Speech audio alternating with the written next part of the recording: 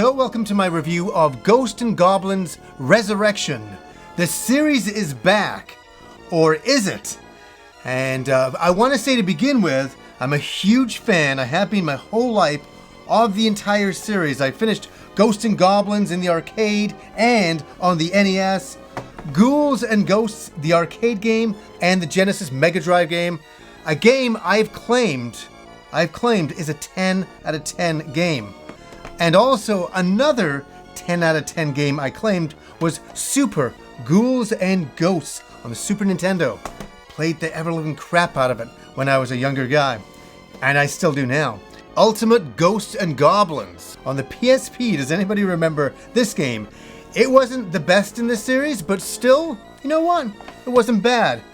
That brings us to 2021, Ghosts and Goblins Resurrection. I remember seeing the trailer for this game, and I was absolutely not on board. And sounds pretty bad that way, but I love the art style of the originals so much. I love the sprite-based graphics. They changed that up in Ultimate Ghouls and Ghosts, but I've always enjoyed the look and what they've been trying to do. And when I saw this, I could tell that they were going for a very different art style, like a storybook, cartoony, paper look to it. But it gave me that feeling of looking at a Flash game. A character's body's moving and their arms are moving separately and they're animating everything separately. And that's the look that they're going for, and that's the look that they have achieved in this game. And what do I think about the graphics to begin with?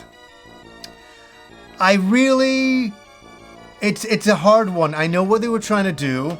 I really understand what they were trying to do. And there's moments when the game looks really, really good. And it's really, really cool. And then you get to a boss battle and you can see all the different parts moving. And you're like, well, I've got to forgive this. This is a storybook look. But yet, you always, for me anyways, I always harken back to the originals. And I remember what those graphics were like. And I really enjoyed the look. And so I gave this a bit of a pass, but I'm not a fan of the graphics. I think that they do an okay job. But anyways, let's get to the game itself. And how is the gameplay? Can the game be saved by the gameplay?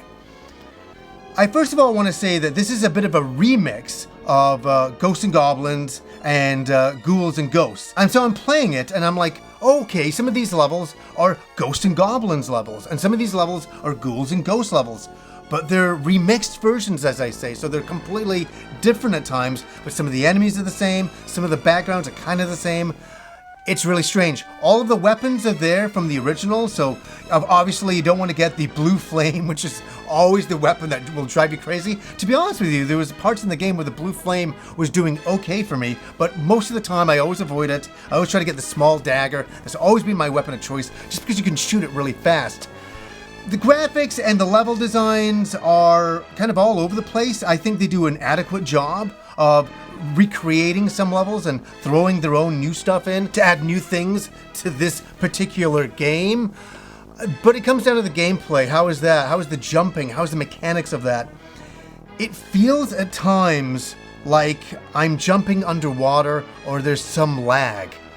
And I hate to come in and say this. I mean, I really do. I started to play the game and I'm like, okay, the graphics are a little bit of a mess. I'm like, well, let's see how the gameplay is. And I'm like, and I know obviously they're going for the Ghost and Goblins route, so there's no double jump. That's fine. But sometimes when I'm jumping or sometimes when I'm running, it just feels like I'm held back a little bit. So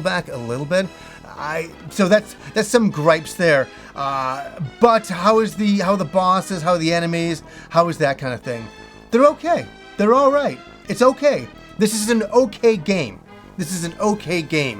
But it doesn't hold a candle for me to the original games.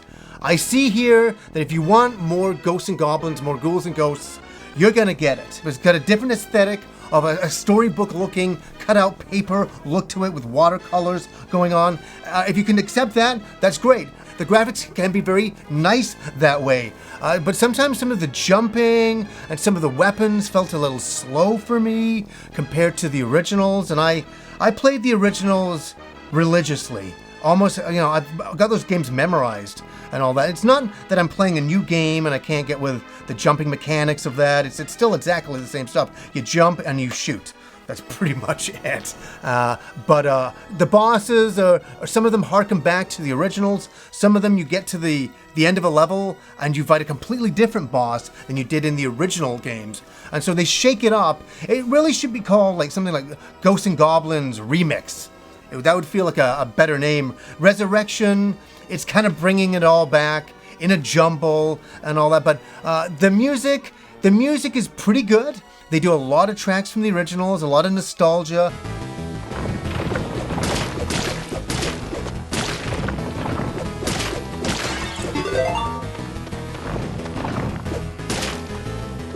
A lot of new tracks as well.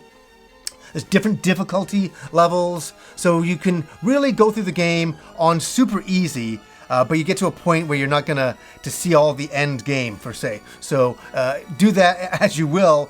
Do it maybe to practice the game a little bit. The game is difficult at times. I find it's more difficult because of some of the controls that are going on, and that was what was kind of frustrating me a little bit. But I did quite well in the game. But I'm not gonna show later things in the game because that's just, what's the point of a review if I show you everything? You've seen it all. There's no fun in it for you. Is it a recommendation? Should you play this game? I think it's a curiosity for a lot of people. They're just going to have to see, especially fans of the original games that a lot of us are. A lot of us grew up with these games. I mean, they're the staple of our childhood. So we hold this series, and I think that's what I do. I hold the series to such a high degree that I'm very, very critical of a game like this. I'm very, very critical of a game like this.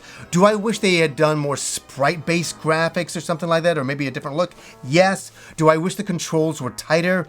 Yes. Overall, is it okay? It's okay. It's okay. It's not the worst thing in the world. It's not the best thing in the world. It's something that kind of comes in between. It has its ups and downs, and it's a very unusual game to play for people who have played Ghouls and Ghosts. It looks kind of the same, but kind of different a lot of the times, and I do appreciate what they were trying to do with a new art style. I really do. I that's one thing I wasn't being hypercritical on, one thing I let go of, but as soon as I started to play the game, it felt a little bit different and a little bit like I was running underwater at certain times in the game. The weapons were great. Some of them, as I say, weren't fast enough. They didn't match the speed of the original, and there's nothing back in the day when you were shooting a weapon and it was going slow. It's usually because of slowdown. We all remember that from those games. You definitely had that. But it's an average game. I think it's a curiosity for people who will try it out no matter what. They'll want to go and try it because it's a Ghosts and Goblins game. My God, it's kind of back.